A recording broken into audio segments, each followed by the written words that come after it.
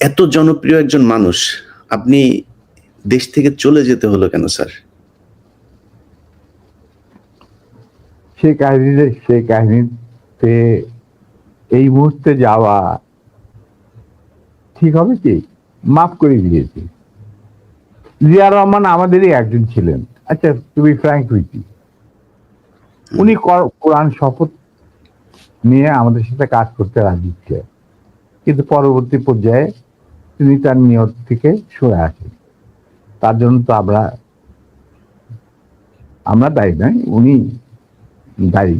এবং যদি ভালো করে থাকেন সেটা প্রাপ্য তিনি হয়তো পেয়েছেন, যদি খারাপ করে থাকেন সেটা আমাদের সাথে না চলায় যদি তার কিছু খারাপ হয়ে থাকে তার জন্য তো আমরা দায়ী নেই। তবে হ্যাঁ, একটা সময়ে আমি যখন চীনে ছিলাম রাষ্ট্রদূত, তিনি আমার বাবা কিন্তু জিয়া রহমানের ক্যাবিনেটের সিনিয়র মিনিস্টার পদে নিযুক্ত ছিলেন। কারণ আমার বাবা মনে করতেন যে আমরা জিয়া রহমান সব এক, কিন্তু উনি ভেতরে খবর জানতেন না। জিয়া রহমান যখন দেখলো যে তিনি সেনা পরিষদের প্রায় 4000 লোককে মেরে ফেলেছেন তার ক্ষমতাকে কুক্ষিগত করার জন্য, আমরা তারপরে যখন তিনি দেখলেন যে তার অবস্থা খুব খারাপ, ভেতরের খবরটা সাধারণ জনগণ দেখে না, সাধারণ জনগণ দেখছে জিয়া রহমান সানগ্লাস, ব্রেবন, গঞ্জি, কাঁধে কোদাল বসে আছেন, এই সমস্ত। কিন্তু ভেতরে যে কি হচ্ছিল আসল ক্ষমতা কেন্দ্রে, সেই সম্পর্কে সাধারণ জনগণ জানারও কোনো স্কোপ ছিল না, তারা জানতেন না। সেখানে তার অবস্থা ছিল নরবলে, কারণ ওখানে তিনি ডিভাইড এন্ড রুল নীতি প্রয়োগ করেছিলেন, যেটা খুবই মারাত্মক একটা হুমকি ছিল তার জন্য, তিনি হয়তো বুঝতে পারেন নাই।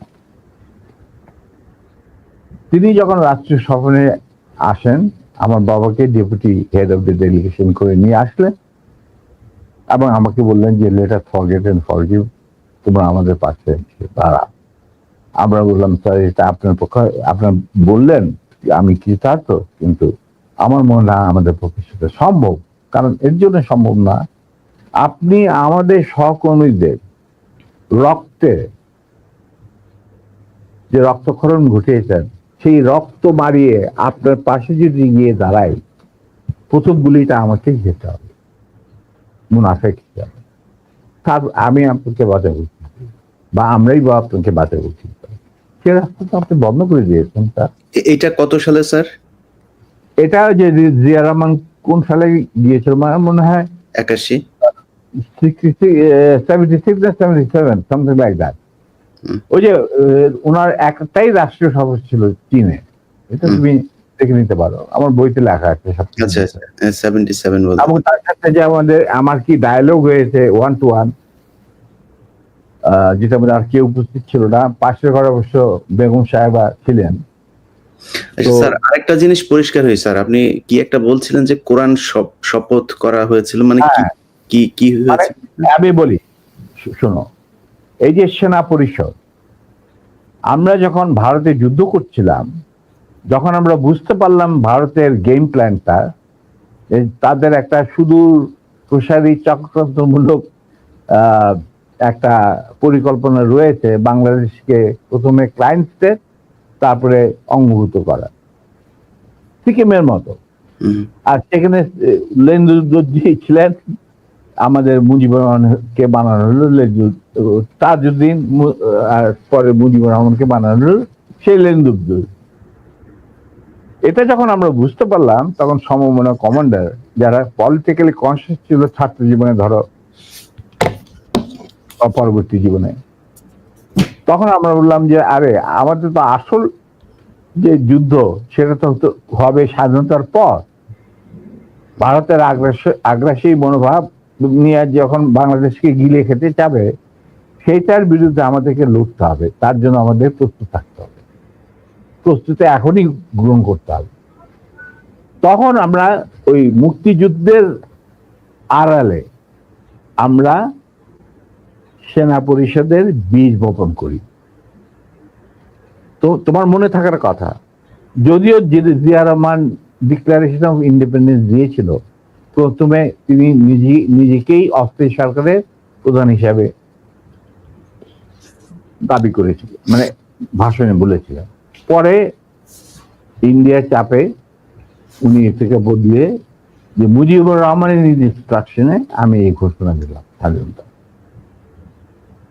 এরপরেও কিন্তু তার প্রতি ইন্ডিয়ান সরকার বা আওয়ামী লীগ সরকার কখনোই আস্থা রাখতে পারে নাই। তারা তাকে সেক্টর কমান্ডারের অবস্থান থেকে সরিয়ে এনে হেডকোয়ার্টার দাম করে এক সেফ হাউসে, মানে আমাদের কিছু সেফ হাউস ছিল যেখানে আমরা থাকতাম, বা আমাদের সাথীরা সুজাত কল্যাণীতে, মানে এই সবাব অফ ক্যালকাটা একটা বাড়িতে ওনাকে না নিষ্ক্রিয় করে রাখা হইল।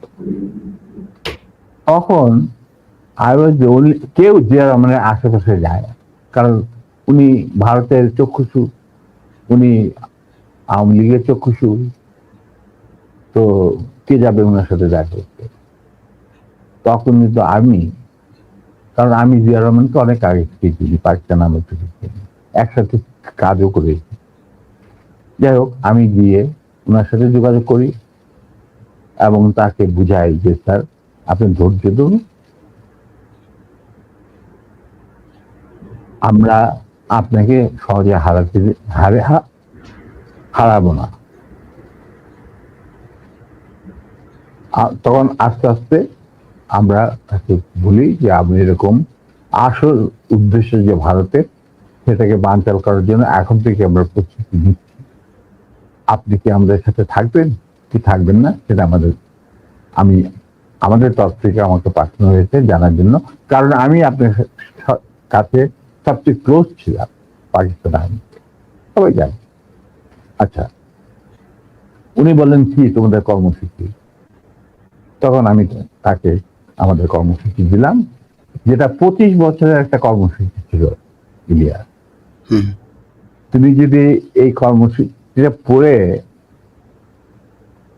এই কর্মসূচিটা আমরা তৈরি করেছিলাম বিভিন্ন সেক্টরের মুক্তিযোদ্ধা এবং অন্যান্য সাধারণ জনগণের আশা আকাঙ্ক্ষার পরিপ্রেক্ষিতে। সেই কর্মসূচিটা পড়ার পর উনি এটাকে মেনে নেন। তো আমি বললাম যে স্যার আমাদের সমস্যা হচ্ছে আমরা সবাই প্রায় সমবয়সী, আমাদের একজন সিনিয়র অফিসার দরকার যাকে আমরা ট্রাস্ট করতে পারি, তাকে আমরা কেন্দ্র করে এগিয়ে যেতে চাই এই সেনা পরিষদের কর্মসূচি বাস্তবায়নের জন্য।